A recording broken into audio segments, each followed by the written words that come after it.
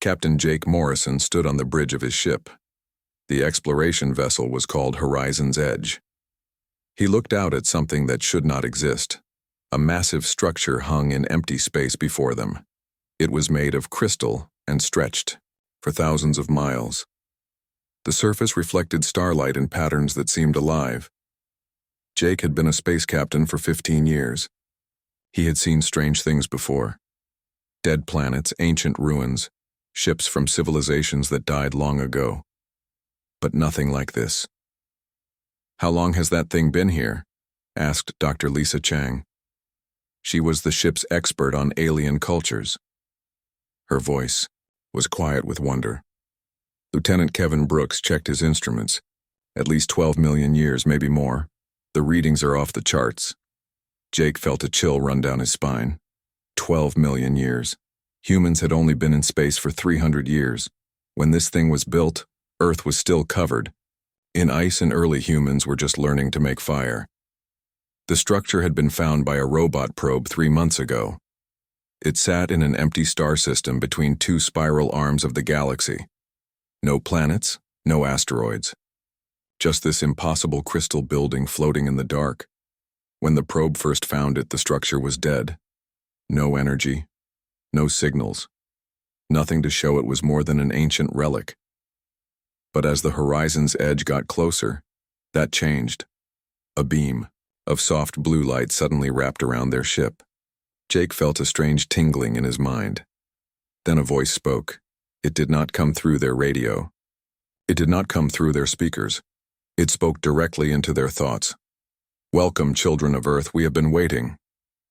The bridge fell silent. Jake looked at his crew. They all heard it too.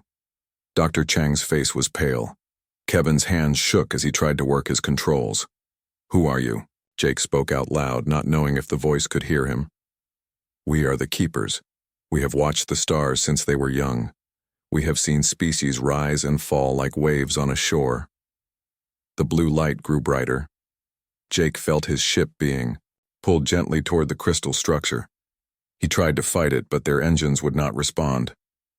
Whatever was controlling them was far more powerful than human technology. "Do not fear," the voice said. "We mean you no harm. We wish only to speak." A section of the crystal structure opened like a flower. Inside was a docking bay that seemed to be made for their ship. Jake had no choice but to let the light guide them in. As soon as they docked, the air around them changed. It became thick with energy. The walls of the ship became transparent. Jake could see space around them, but he could also see something else. Shapes of light that moved like living beings. One of these shapes approached them. It was tall and bright, shifting between different forms. Sometimes it looked almost human. Sometimes it was just pure light. When it spoke, Jake felt the words in his bones. "I am a keeper. I have existed since your galaxy was half its current age. I have watched 1,000 civilizations bloom and die." Dr. Chang stepped forward. She was scared, but her curiosity was stronger than her fear. "You've been watching us, watching humanity." "We watch them all," the keeper replied. Its voice was like distant thunder. "The Zephyrians built cities that reached the clouds. They were proud and wise. But their pride became arrogance. They destroyed themselves in wars over who was the greatest." Images filled the air around them. Jake saw tall, bird-like creatures with golden feathers. They lived in beautiful cities that floated in the sky. But then he saw those same cities burning. He saw the bird people fighting each other with weapons that tore holes in reality itself. "The Nexari unlocked the secrets of time," the keeper continued. "They could see the past and future as clearly as the present. But they became obsessed. They tried to change what had already happened. They trapped themselves in loops of time that never ended." More images appeared. Beings that looked like living shadows moved through cities of glass and steel. They had machines that bent time and space. But Jake saw them going mad, repeating the same actions over and over, unable to escape the prison they had made for themselves. "The Alterans achieved perfect harmony with nature," the keeper said. "They could speak to animals and plants. They lived for thousands of years without war or suffering. But they forgot how to dream. They stopped reaching for the stars. When their sun died, they had no way to escape. The last images showed beings of pure white light living in forests that sparkled like jewels. They were beautiful and peaceful. But when their star began to collapse, they just accepted their fate. They had become so peaceful that they had lost the will to fight for survival. Jake felt sick. All these civilizations had been amazing in their own way, but they all failed. They all died. And now you watch us, Jake said. His voice was tight with anger and fear. We do more than watch, the keeper replied. We choose. The word hung in the air like a challenge. Jake looked at his crew. Dr. Chang was taking notes on a tablet that somehow still worked despite all the strange energy around them. Kevin was trying to contact Earth, but their communications were blocked. Commander Amy Rodriguez stood ready to fight, even though she had no idea what they might be fighting. Choose what? Jake asked. The keeper's form shifted, becoming more solid, more present. We are dying, Captain Morrison. Even beings like us cannot escape the end of all things. Our energy fades with each passing age. Before we fade completely, we must pass on what we have learned. We must choose who will take our place. Jake felt his heart stop. Take your place doing what? Watching, protecting, guiding. We are the guardians of this galaxy. We preserve the knowledge of dead civilizations. We watch over young species as they take their first steps into space. We try to prevent the same mistakes from being made again and again. Dr. Chang looked up from her tablet. How many species have you tested? Hundreds. Most never leave their home worlds. They destroy themselves before they reach the stars. Others show promise but fail when faced with difficult choices. A few have seemed worthy, but when we revealed ourselves, they tried to use our power for conquest or revenge. The keeper showed them more images, species that Jake had never seen before. Some looked almost human. Others were so alien that his mind could barely process them. All of them were gone now. All of them had failed some test. What makes you think we're different? Commander Rodriguez asked. She was a soldier, trained to be suspicious of everyone and everything. Perhaps you are not, the keeper admitted. Perhaps humanity will join the long list of species that reached for greatness but fell short. But there are signs that give us hope. What signs? Dr. Chang asked. The keeper gestured, and new images appeared. Jake saw scenes from Earth's history, humans helping each other during disasters, scientists sharing discoveries that could have made them rich and powerful, soldiers sacrificing themselves to save others, parents working multiple jobs to give their children better lives. Most species, when they gain power, use it to dominate others. Humans often use power to help those weaker than themselves. Most species, when faced with the unknown, respond with fear and violence. You respond with curiosity and wonder. Jake thought about that. It was true that humans could be cruel and selfish. Wars still happened on Earth. People still hurt each other over money and power and old grudges. But it was also true that humans could be incredibly generous and brave. You're going to test us, he said. It was not a question. The test has already begun, the keeper replied. The moment your ship entered this system, the test began. Not just for you five, but for your entire species. Jake felt a chill deeper than the cold of space. Whatever was coming would decide the fate of every human who had ever lived. 8 billion people on Earth and in the colonies, all depending on choices that had not yet been made. The keeper's light grew brighter. Rest now, humans. Tomorrow you will learn what we ask of those who would inherit the galaxy. Jake Morrison woke up in his cabin aboard the Horizon's Edge. For a moment he thought the encounter with the keeper had been a dream. Then he looked out his window and saw the crystal structure surrounding his ship. The blue light still pulsed through the walls. He dressed quickly and went to the bridge. His crew was already there. None of them had slept well. Dr. Chang sat at her station, staring at readings that made no sense. Kevin Brooks was trying to send a message to Earth, but their communications were still blocked. Any luck? Jake asked. Kevin shook his head. Nothing. It's like we don't exist anymore. The keeper appeared without warning. Its form was more solid today, almost human-shaped but made of shifting light. When it spoke, Jake felt the words vibrate through his entire body. Good morning, humans. Are you ready to learn about your test? Jake crossed his arms. We don't have much choice, do we? There is always a choice, the keeper replied. That is the point of the test. The air around them changed. They were no longer on the bridge of their ship. They stood in a vast space filled with swirling galaxies and distant stars. Jake could breathe normally, but he knew they were somewhere impossible. This is our true form, the keeper explained. We exist between dimensions, between the spaces of normal matter. From here, we can observe the entire galaxy at once. Dr. Chang stepped forward. What exactly are you testing us for? We told you yesterday. We are dying. Our energy fades with each passing millennium.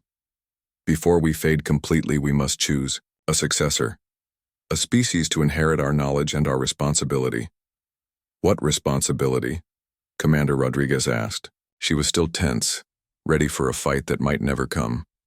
The keeper gestured, and images filled the space around them. Jake saw planets covered in cities, space stations orbiting distant suns, ships traveling between the stars. But something was wrong with all of it. These are civilizations that exist right now, scattered across the galaxy, the keeper explained. Most of them do not know about each other. They are young, making their first steps into space. They face the same challenges that destroyed those who came before them. Jake watched as one planet showed cities at war with each other. The beings there looked like giant insects, but they built machines and tools just like humans did. Their wars were tearing their world apart. Another planet showed a different species. They looked like walking trees with silver bark. They had achieved peace on their world, but they were running out of resources. Their sun was dying, but they refused to build ships to escape because they thought it was wrong to leave their home. Without guidance, they will make the same mistakes, the keeper continued. The insect people will destroy themselves in war. The tree people will die with their planet. This happens again and again across the galaxy. So you guide them? Dr. Chang asked. We try. Sometimes we send dreams to their wisest leaders. Sometimes we cause small events that push them in better directions. But we cannot interfere directly. That would rob them of the chance to grow and learn. Jake began to understand. You're like parents watching their children learn to walk. You can't do it for them, but you can try to keep them from falling off a cliff. An excellent comparison, the keeper said. But we grow weary. We have watched for so long. We have seen so many species fail despite our help. We need fresh eyes, new perspectives. The space around them changed again. Now they could see Earth floating in the blackness. It looked so small and fragile from this distance. Jake felt a wave of homesickness wash over him. Your species is unique, the keeper said. Most civilizations, when they develop space travel, use it for conquest. They spread across the galaxy like a disease, consuming everything they touch. Others become so focused on their own survival that they ignore everyone else. Humans do both of those things too, Commander Rodriguez pointed out. Yes, but you also do something else. You help, even when it costs you, even when you gain nothing from it. New images appeared. Jake saw human rescue ships pulling survivors from a crashed alien vessel near the edge of human space. He saw human doctors working to cure a plague on a planet they had never visited before. He saw human teachers sharing knowledge with species that had nothing to offer in return. These events happened in the past few years, the keeper explained. Your people could have ignored these situations. It would have been safer. It would have been easier, but you helped anyway. Dr. Chang was taking notes again. So our test is about helping others? Your test is about choice, the keeper replied. Every species faces moments when they must choose between their own interests and the greater good. Most choose themselves. We hope you will choose differently. Jake felt a chill run down his spine. What kind of choice? Before the keeper could answer, alarms started ringing. Their ship's emergency systems were somehow working even in this impossible space. Kevin's voice came through the air around them, full of panic. "Captain, we're getting a message from Earth. Something's wrong. Something's very wrong." They were suddenly back on the bridge of the horizon's edge. Kevin was bent over his communication station, his face white with fear. Static filled the speakers, but they could hear Admiral Patricia Stone's voice cutting through the noise. "All ships, all stations. This is Fleet Command. We have a code red situation. Solar activity has increased dramatically. We're seeing flare activity unlike anything in recorded history." Jake grabbed the microphone. "Admiral, this is Captain Morrison aboard the Horizon's Edge. What's happening?" The Admiral's voice was strained. "Jake, thank God. We've been trying to reach you for hours. The sun is building up to a massive solar flare, bigger than anything we've ever seen. When it hits, it's going to strip away Earth's magnetic field." Dr. Chang's face went pale. "How long do we have?" 48 hours, maybe less. We're evacuating who we can to the lunar colonies and Mars stations. The deep space habitats might survive if they can get far enough away in time." Jake felt like someone had punched him in the stomach. "How many people can you save?" There was a long pause. "Maybe 10% of the population. The rest—" The Admiral's voice broke. "The rest won't survive the radiation." The communication cut to static. Jake stared at the speaker, his mind reeling. 8 billion people on Earth. 10% meant maybe 800 million would survive. 7 billion would die. He turned to look at the Keeper, who stood silently watching them. "You're doing this," Jake said. It was not a question. "We are," the Keeper admitted. "This is your test." Commander Rodriguez stepped forward, her hand on her weapon even though she knew it would be useless. "You're going to kill 7 billion innocent people to test us?" "We are offering you a choice," the Keeper replied calmly. "We can stop the solar flare. We can save your world and everyone on it. But there is a price." "What price?" Jake demanded. "You must accept what we offer. You must agree to become the new Keepers. You must take on the responsibility of watching over this galaxy and all the civilizations within it." Dr. Chang looked up from her calculations. "And if we refuse? Then your people face their fate. Some will survive, as your Admiral said, enough to rebuild over time. But Earth as you know it will end." Jake felt the weight of 8 billion lives pressing down on him.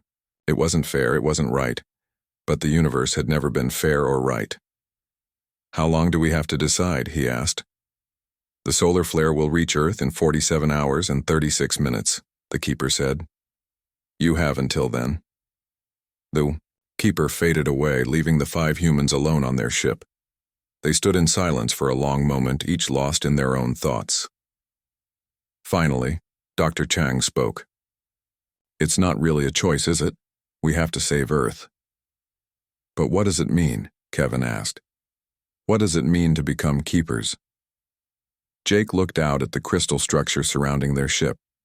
Somewhere in that vast construct was knowledge, from a million dead civilizations, the weight of watching over an entire galaxy, the burden of making choices that would affect countless lives. "I don't know," he admitted. "But we're going to have to find out." The crew of the Horizon's Edge gathered in the ship's common room. Jake Morrison sat at the head of the table, looking at the faces of his 4 crew members. They had been together for 3 years, traveling to distant star systems and exploring new worlds. Now they had to make a choice that would affect every human who had ever lived. Dr. Lisa Chang spread her notes across the table. "I've been thinking about what the Keeper told us, about becoming the new guardians of the galaxy." "What does that even mean?" Kevin Brooks asked. He had been trying to contact Earth for hours, but the Keeper's structure blocked all their communications. "Are we supposed to become like them? Made of light and energy?" Commander Amy Rodriguez cleaned her sidearm for the 3rd time that day. It was a nervous habit. "Does it matter? 7 billion people are going to die if we don't accept." Jake rubbed his temples. He had not slept since learning about the solar flare. Every time he closed his eyes, he saw Earth burning under radiation from their own sun. "It's not that simple, Amy. We need to understand what we're agreeing to. The keeper appeared without warning, as it always did. Its form was more solid today, almost completely human-shaped. You wish to know more about what we offer? Yes, Dr. Chang said immediately. What happens to us if we accept? What happens to humanity? You will be transformed, the keeper replied. Your consciousness will be expanded. Your bodies will become vessels of living energy like ours. You will gain access to knowledge collected over millions of years. Engineer Ryan Park looked up from the engine reports he was pretending to read. Will we still be human? You will be more than human. But the core of what makes you who you are will remain. Your memories, your personalities, your bonds with each other. These things will not change. Jake leaned forward. But we'll live forever? As long as the galaxy exists, yes. You will watch civilizations rise and fall. You will guide young species through their first steps into space. You will carry the memories of every civilization that has ever existed. The room fell silent. Jake tried to imagine living for millions of years, watching Earth age and change, seeing humanity spread across the stars and eventually become something unrecognizable. The thought made him feel dizzy. What about the rest of humanity? Dr. Chang asked. What happens to them? They will continue as they are. We will stabilize your sun and remove the threat to Earth. Your species will grow and spread among the stars as they were meant to, but they will never know about us or what you have become. Commander Rodriguez stopped cleaning her weapon. So we save them, but we can never go home. Home is a concept that will change for you, the keeper said gently. The galaxy will become your home. All thinking beings will become your family. Jake stood up and walked to the window. The crystal structure around them pulsed with soft light. Inside that structure was the accumulated wisdom of 1,000 dead civilizations. The thought both excited and terrified him. Show us, he said suddenly. Show us what it's really like to be a keeper. The keeper's form brightened. Are you certain? Once you experience what we experience, you cannot unknow it. The weight of what we carry may change your decision. Jake looked at his crew. They all nodded. Show us. The room around them vanished. They found themselves floating in space, but not as humans. They were beings of pure consciousness, able to perceive the entire galaxy at once. Jake felt his mind expand beyond anything he had thought possible. He could see Earth, small and blue, orbiting its yellow sun. But he could also see the solar flare building on the sun's surface, a massive eruption that would strip away the planet's protective magnetic field in less than 40 hours. But that was not all he could see. His awareness stretched across the galaxy. He saw the insect people on their war-torn world, fighting over resources that would be meaningless once their planet was destroyed. He felt their fear, their anger, their desperate hope that somehow their side would win and bring peace. He saw the tree people on their dying world accepting their fate with quiet dignity. They believed it was wrong to abandon the planet that had given them life, even if it meant their entire species would die with it. Hundreds of other civilizations filled his awareness. Some were barely out of their caves, just learning to make fire. Others had achieved wonders that put human technology to shame, but were making the same mistakes that had destroyed countless species before them. And through it all, Jake felt the presence of the keepers. They watched every species with the patience of gods and the pain of parents. They had guided and protected for so long that the weight of it had worn them down to their very essence. Do you see? The keeper's voice echoed in Jake's expanded consciousness. Do you understand what we carry? Jake felt the memories of the Zephyrians as they realized their pride had doomed them. He experienced the last moments of the Nexari as they became trapped in time loops of their own making. He lived through the final days of the Alterans as they chose to die with their world rather than fight for survival. But he also felt something else. Hope. In every failure, there were lessons learned. In every tragedy, there was wisdom gained. The keepers carried the pain of watching civilizations die, but they also carried the joy of seeing new species take their first steps toward greatness. We endure because someone must, the keeper explained. If we do not preserve the memories of those who came before, then their existence becomes meaningless. If we do not guide those who come after, Then the same mistakes are repeated endlessly. The vision ended, and they were back in their ship's common room. Jake felt like he had lived 1,000 lifetimes in the space of a few minutes. His crew looked equally shaken. Dr. Chang was crying silently. So many civilizations, so much knowledge lost, but also so much preserved, the keeper said. Every species that has ever existed continues to live on in our memories. Their art, their music, their literature, their scientific discoveries. Nothing is truly lost as long as we remember. Ryan Park wiped his eyes. The responsibility is enormous. Yes, the keeper agreed. But so is the reward. You will see wonders beyond imagining. You will watch species achieve greatness that surpasses anything that came before.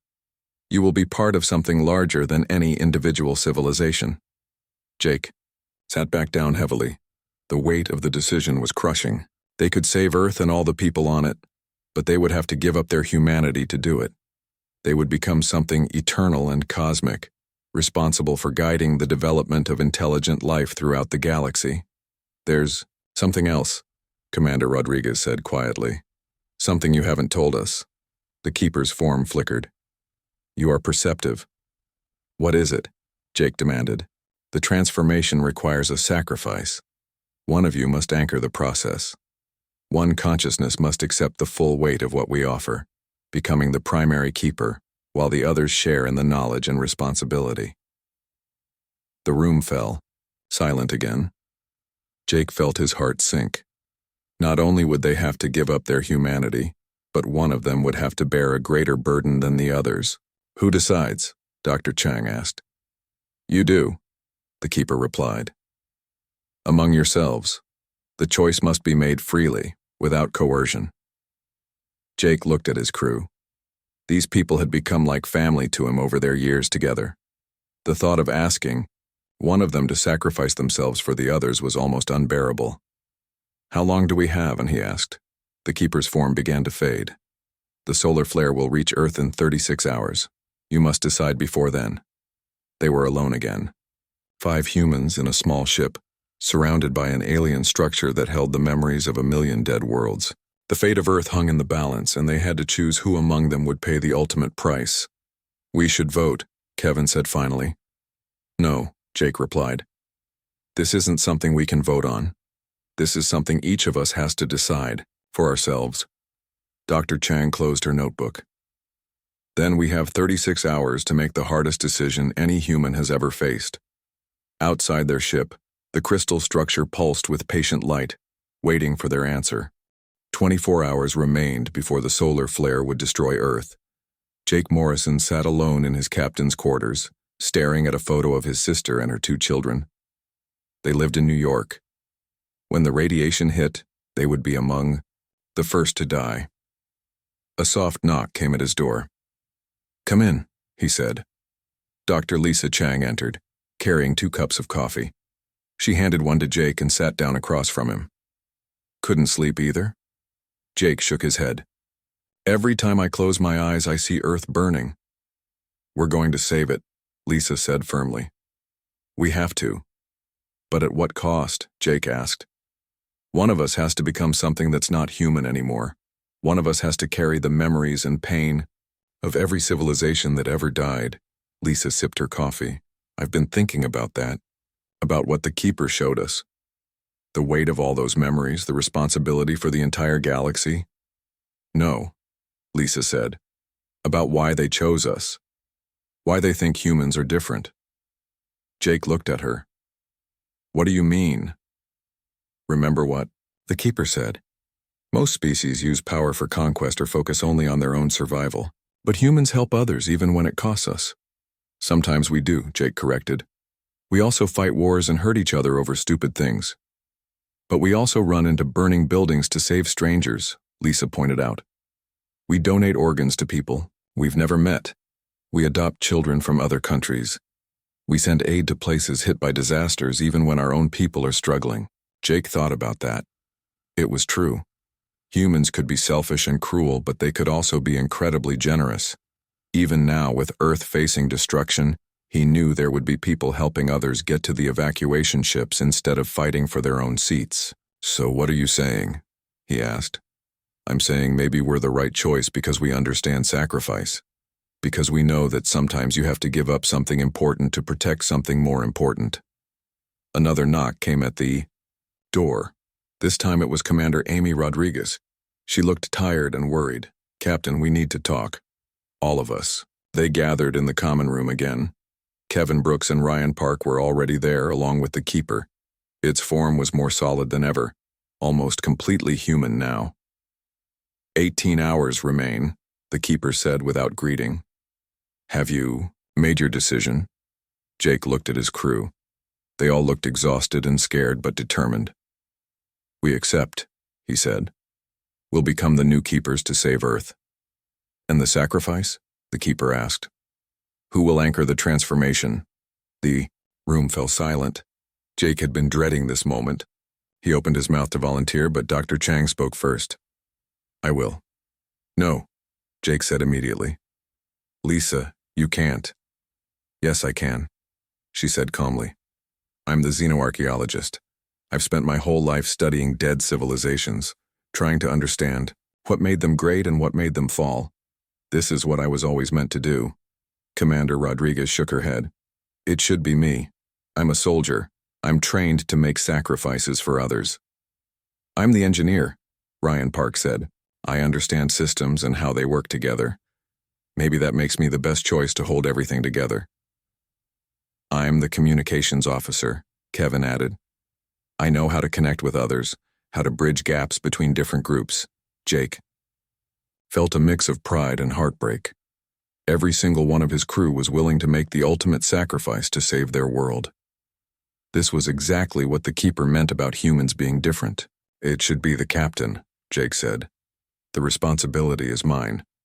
"No," Lisa said firmly. "Jake, think about it. The primary Keeper has to carry all the memories of dead civilizations, all their pain and loss. Who among us has spent the most time studying the rise and fall of cultures? Who understands better than anyone what it means when a civilization dies?" Jake wanted to argue, but he knew she was right. Lisa had dedicated her life to understanding lost civilizations. She had studied the ruins on dozens of worlds, pieced together the stories of species that had been gone for millions of years. If anyone could bear the weight of carrying their memories, it was her. "Lisa," he said softly, "you don't have to do this." "Yes, I do," she replied. "This is my choice, Jake. Let me make it." The Keeper stepped forward. "Dr. Chang, do you understand what you are accepting? You will become the primary consciousness of our collective. You will feel every loss, every failure, every moment of despair from 1,000 dead civilizations. The weight may drive you to madness." Lisa stood up straighter. "I understand. But I also understand that someone has to carry that weight. Someone has to remember them. If I don't, who will? The burden will be shared among all of you," the Keeper explained. "But Dr. Chang will bear the greatest part. She will become something more than human, more than Keeper. She will become the living memory of the galaxy." Jake felt tears running down his face. He had known Lisa for 5 years. She was brilliant and kind, always thinking about others before herself. Now she was volunteering to carry the pain of 1,000,000 worlds. "There has to be another way," he said desperately. "There is," the Keeper replied. "You can refuse. Let Earth face its fate. Some humans will survive to rebuild over time." 7 billion people will die," Amy said flatly. "Against the life of one person you care about," the Keeper agreed. "This is the test, Captain Morrison. Will you sacrifice one to save many? Or will you let many die to save one?" Jake closed his eyes. The choice was impossible, but it was also clear. 7 billion innocent people, including his sister and her children, would die if they refused. One person he cared about would be transformed into something cosmic and eternal if they accepted. When he opened his eyes, Lisa was already walking toward the beam of energy that had appeared in the center of the room. The Keeper had prepared the transformation chamber. "Lisa, wait," Jake called. She turned back to look at him. Her face was calm, peaceful even. Jake, remember what you told me when we first met? You said the best thing about being human is that we never stop trying to be better. That's what I'm doing now. I'm trying to be better. You're already the best person I know, Jake said. Lisa smiled. Then trust me to do this right. She stepped into the beam of energy. Immediately she screamed. The sound was terrible, full of pain that no human should ever feel. Jake started toward her, but the keeper held him back. She must endure this alone, the keeper said. This is the price of transformation. Lisa's scream changed. It became something else, a sound of wonder and understanding. Her body began to glow with the same light as the keeper's. Jake could see her changing, becoming something more than human. I can see them, Lisa said, her voice now carrying harmonics that seemed to come from everywhere at once. All of them. The Zephyrians in their sky cities, the Nexari with their time machines, the Alterans in their crystal forests, they're not gone, they're still here in the memories. The transformation of the rest of the crew was gentler. Jake felt his consciousness expand, felt knowledge flowing into his mind from across the galaxy. He could sense other civilizations, some young and hopeful, others old and struggling. But most of all, he could feel Lisa at the center of it all, holding the memories of the dead and the hope of the living. It's done, the keeper said, its own form beginning to fade as its energy transferred to the new guardians. Earth is safe. The solar flare has been stopped. Jake looked at Lisa, now transformed into something of living light and energy. She was still recognizably herself, but expanded beyond anything human. How do you feel? He asked. Heavy, she admitted, but also complete. Like this is what I was always meant to become. The original keeper spoke one last time before fading away completely. You have chosen well. Guard them carefully, new keepers. The galaxy is in your hands now. Jake felt the weight of responsibility settle on his shoulders. They had saved Earth, but now they had to live with the consequences of their choice for eternity. 1 year had passed since the transformation. Jake Morrison stood in what had once been the bridge of the horizon's edge, but the ship was no longer made of metal and plastic. It had become something between matter and energy, able to travel instantly across the galaxy. He looked different now. His body was still human-shaped, but it glowed with soft light. He could feel the thoughts and emotions of billions of beings across the galaxy. Most of all, he could feel Lisa at the center of their collective consciousness, holding the memories of dead civilizations like a guardian of the past. Jake, her voice came from everywhere and nowhere. We have work to do.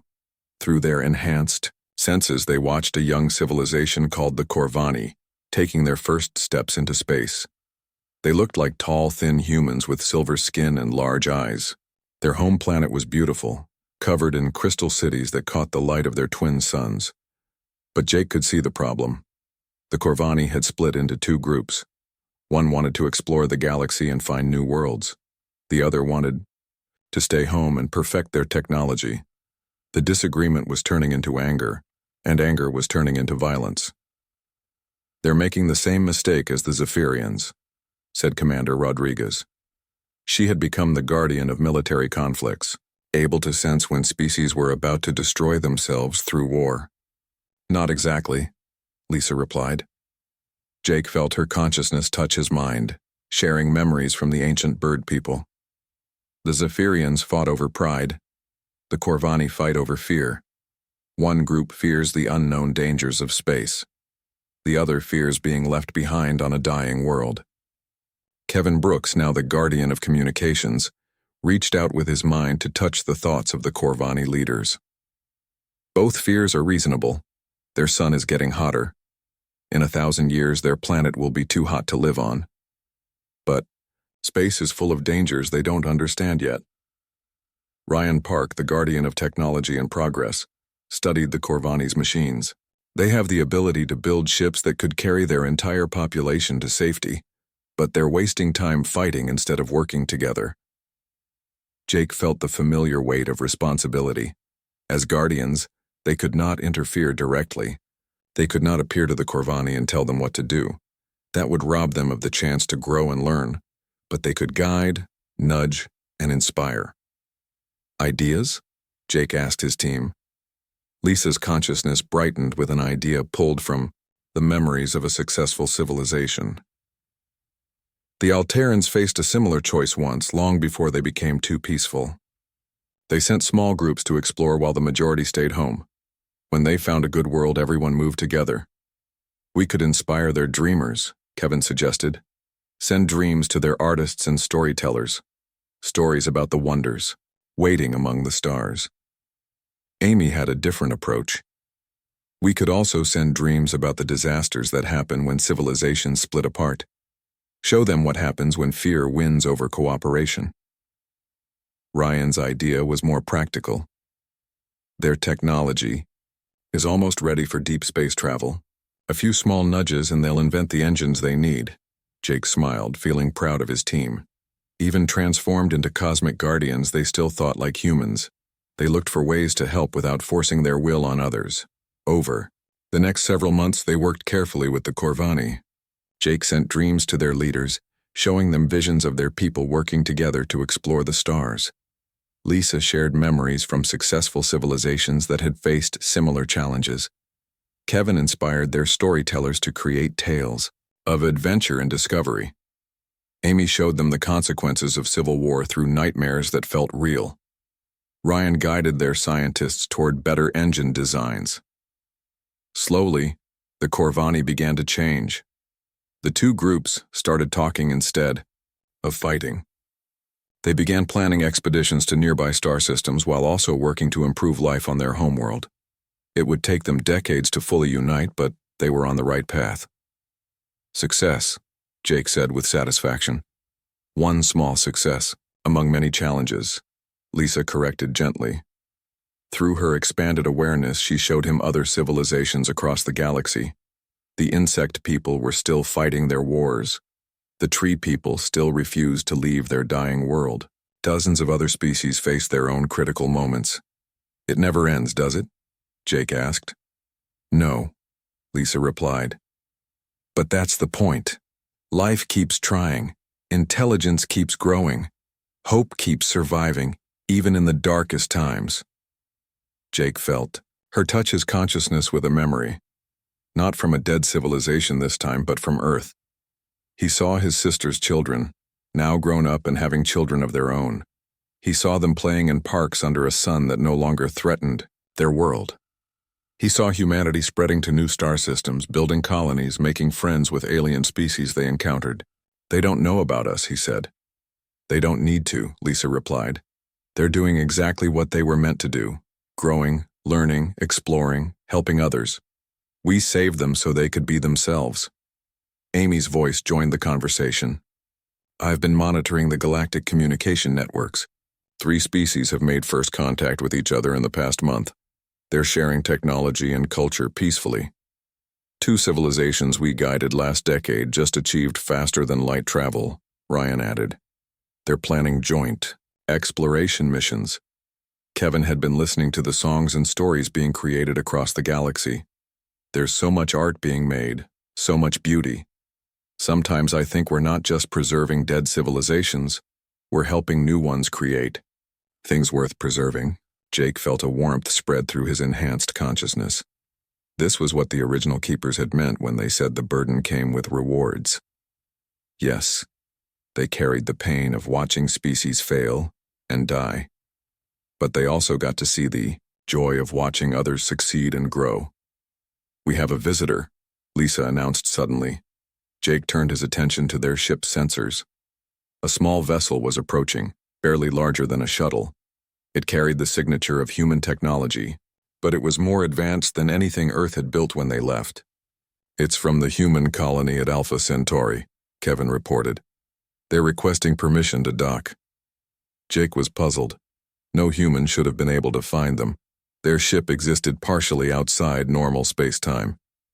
But he gave permission for the shuttle to dock. A young human woman stepped out of the shuttle. She looked to be in her 20s with dark hair and bright eyes full of curiosity. She walked straight up to Jake as if she could see him clearly, even though his transformed state should have been invisible to normal humans. Captain Morrison, she asked. Jake was so surprised he almost forgot to make himself visible. When he did, the woman smiled. My name is Dr. Sarah Kim. I'm a xenoarchaeologist like Dr. Chang was. How did you find us? Jake asked. I've been studying the ruins on old worlds, Sarah explained, looking for patterns in how civilizations rise and fall. I found evidence of guardians, watchers who guide young species, mathematical patterns in how disasters are avoided, how conflicts resolve, how technologies develop. I followed the patterns here. Lisa's consciousness brightened with interest. She made herself visible too, appearing as a being of soft light. You're studying us? Lisa asked. Sarah nodded. I think I understand what you do. I think I know why you do it. And I want to help. Jake looked at his team. They had been guardians for only 1 year, but already they could see how vast the task was. The galaxy was full of civilizations that needed guidance. More hands, more perspectives would be welcome. It's not an easy life, Jake warned. You would have to give up being fully human. Sarah smiled. Dr. Chang gave up being human to save our world. The least I can do is follow her example to help save others. Lisa's light grew brighter. She understands the burden, and she chose to seek it out, Amy added approvingly. Jake felt something he had not expected. Hope for the future. The original keepers had chosen humanity because they believed humans would be different. Now humanity was proving them right, not just by accepting the responsibility, but by embracing it. Welcome to the Guardians, Dr. Kim, Jake said. As their ship turned toward a distant star system where another young civilization was taking its first steps into space, Jake felt the presence of all the consciousnesses they carried. The memories of the dead, the dreams of the living, and the hope of those yet to be born. They had witnessed civilizations come and go. Now they had chosen not just humanity as their own, but all thinking beings as their family. The galaxy was vast, but they would guard it well,